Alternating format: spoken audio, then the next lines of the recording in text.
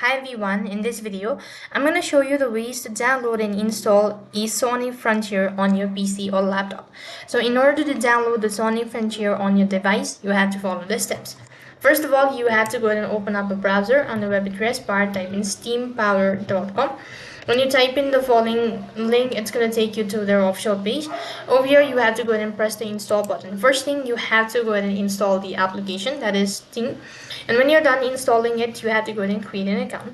After you're done creating your account, you have to log in into your account, and it's going to take you to the home page. So while you're on the home page, go to the stores, and as you click on the stores button here, go ahead and tap on the search bar, and then type in Sonic Frontiers on the search box. When you locate the following application, go ahead and press on it. So here you'll be able to see all of these information. Now you could go ahead and start purchasing or downloading or installing the application. So that's basically how you can download and install the Sony Frontier on the PC or laptop.